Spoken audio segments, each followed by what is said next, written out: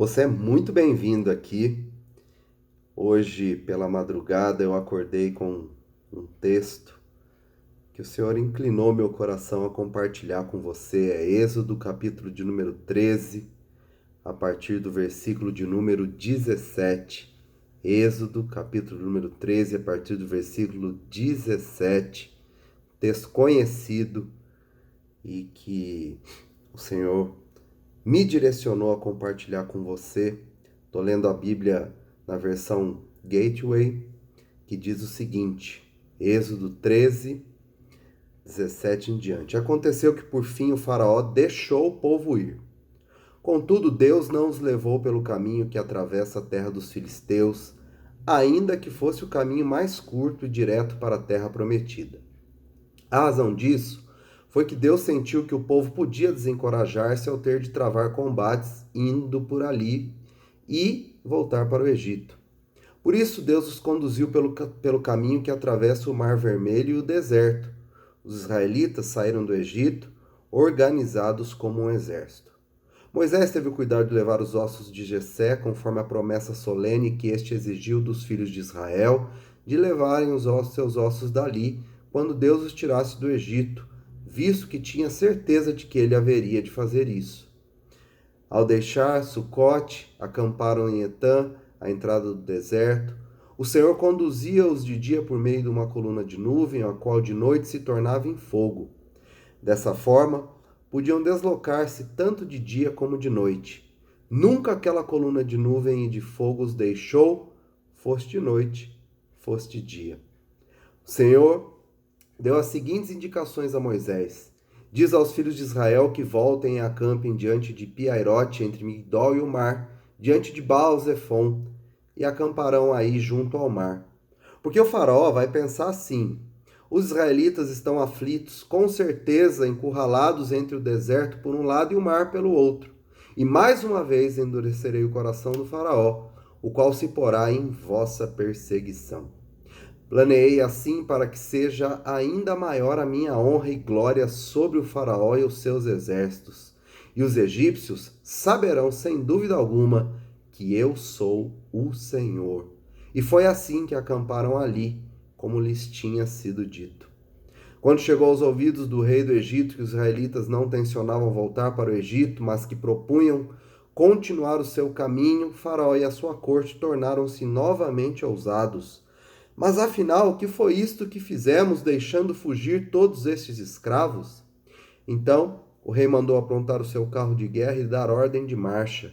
Formou um corpo de elite com 600 carros escolhidos, seguidos de todos os outros carros do Egito, conduzidos por oficiais. E foi em perseguição do povo de Israel, pois o Senhor endurecera o coração do faraó, rei do Egito, embora estes continuassem a sair corajosamente. Toda a cavalaria de Faraó, cavalos, carros e condutores, se empenhou nesta perseguição, tendo-os alcançado quando estavam acampados junto ao mar, perto de Piairote, diante de Zefon. Aproximando-se o exército egípcio, o povo de Israel os viu à distância, correndo na direção deles, e ficaram terrivelmente atemorizados, começando a gritar ao Senhor por ajuda. Puseram-se até a dizer a Moisés: não havia bastantes sepulcros no Egito? Que necessidade havia de nos trazeres para aqui para acabarmos por morrer nesse deserto? Por que é que nos tirastes de lá? Nós sempre te dissemos que nos deixasses em paz e que era muito melhor sermos escravos no Egito do que vir a morrer neste deserto. Contudo, Moisés disse ao povo: não estejam assim receosos. Tenham calma, estejam em paz, e hão de ver a forma maravilhosa como o Senhor vos vai salvar hoje. Nestes egípcios que estão a ver aí a chegar, nunca mais hão de pôr os olhos em cima. O Senhor mesmo combaterá por vocês, e vocês não farão mais do que assistir a tudo. Obrigado, bondoso Deus eterno Pai, por essa porção da Tua palavra e que ela fale aos nossos corações. É a minha oração em nome de Jesus. Amém. Muito bem, queridos. Verso de número 17 de Êxodo, capítulo 13, diz que aconteceu que, por fim, o povo foi. Essa história começa em Êxodo, capítulo número 3, quando Moisés tem a experiência de ver a sarça ardendo, queimando, porém não se consumindo. E aquilo chama a atenção dele. Ele se aproxima e quando ele chega perto da sarça, que queimava, mas não se consumia, Deus então fala com ele e diz a ele que tinha visto a aflição do povo este que ele havia escolhido para ser o seu povo e que vivia escravizado no Egito. E ele então desafia Moisés a ser o líder, o libertador desse povo, a ser o instrumento que Deus usaria para tirar o povo escolhido por ele daquela condição de escravidão, conduzi-los até a terra prometida, a Canaã, a terra que Deus havia escolhido para que aquele povo vivesse seus dias. E é interessante que Moisés vai então até Faraó e você conhece a história, Faraó resiste, acontecem as 10 pragas, né? Elas são enviadas para que o faraó tivesse seu coração amolecido, para que ele cedesse, para que ele liberasse aquele povo e para que eles pudessem então sair ali do Egito. E depois disso tudo, aconteceu que por fim o povo foi. Mas não foi de qualquer jeito. Foi debaixo da direção e do cuidado de Deus. Tanto é que o texto sagrado diz que eles eram conduzidos por uma coluna de nuvem durante o dia e por uma coluna de fogo à noite. O capítulo de número 14 de Êxodo, os versos 1 a 8, Deus instrui Moisés sobre onde acampar, o que Faraó pensaria e o que Faraó faria a respeito.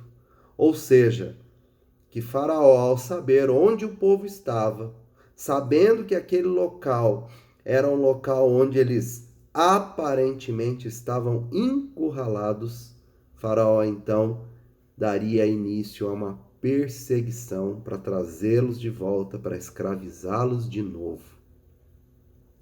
Verso de número 9 do capítulo 14 de Êxodo diz que toda a cavalaria, todo o exército de Faraó, que era muito numeroso, se empenhou nesta perseguição.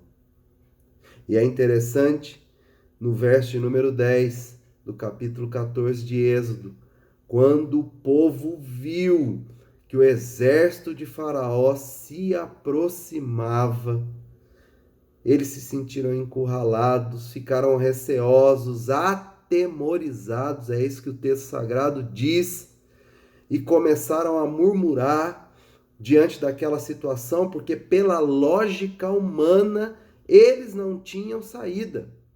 De um lado o Mar Vermelho, do outro o exército numeroso, equipado, cruel de Faraó se aproximando. E aí vem Moisés, debaixo da direção de Deus, com toda a autoridade que Deus havia lhe dado, e dá àquele povo uma palavra. Verso número 13 do capítulo 14 de Êxodo, Moisés diz àquele povo atemorizado: tenham calma. Vocês vão ver a forma maravilhosa como o Senhor vai nos salvar. E você conhece a história, é exatamente isso que acontece. Debaixo da direção de Deus, Moisés estende o seu cajado, a sua vara, o mar se abre, o povo então passa a pé enxuto, e logo que o exército de Faraó chega e busca atravessar ao mar, no encalço daquele povo, para escravizá-los novamente, o mar se fecha e o exército todo é eliminado. Israel tem vitória, o povo segue em frente e o Egito é derrotado.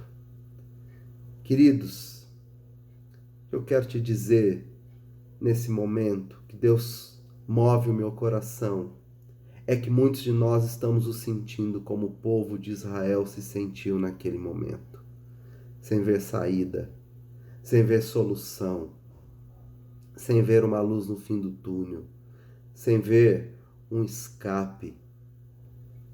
Mas o Senhor inclinou meu coração para te dizer que Deus está cuidando de tudo. Inclinou meu coração para te dizer que tem saída, tem jeito sim, que Deus abrirá o mar em nosso favor e nós vamos passar a pé enxuto, protegidos, guardados pelas potentes e amorosas mãos do nosso Senhor. E vamos, assim como o povo de Israel, viver um novo tempo, uma nova história para a honra e glória dele. Então, em nome de Jesus, fica em paz, acalma o teu coração, descansa no Senhor, porque o mar vai se abrir, você vai passar e a vitória vai chegar em nome de Jesus. Bondoso Deus, eterno Pai, nós somos o teu povo e o Senhor tem cuidado de nós até aqui. E Deus, nós cremos que assim como o Senhor agiu em favor daquele povo que não via saída, vai ser assim conosco também em dias tão difíceis e tão delicados. O Senhor está trabalhando em nosso favor e na hora certa o mar vai se abrir e nós vamos passar, nós vamos virar essa página, nós vamos avançar e nós vamos chegar aonde o Senhor quer que nós cheguemos, aonde o Senhor tem preparado para cada um de nós. Deus, não nos deixa desanimar, não nos deixa, Senhor, que a incredulidade invada as nossas mentes e os nossos corações. Não nos deixe desistir, mas que possamos, Pai, agir não pelo aquilo que vemos, mas por aquilo que cremos. Porque quando agimos por aquilo que vemos, ficamos como aquele povo. Eles viam o mar de um lado e o exército do outro, e o desespero tomou conta deles. Pai, que nós possamos agir por aquilo que cremos, e nós cremos em Ti. Nós cremos que a nossa vitória já está chegando. Nós cremos que o mar vai se abrir. Nós cremos que o milagre vai acontecer.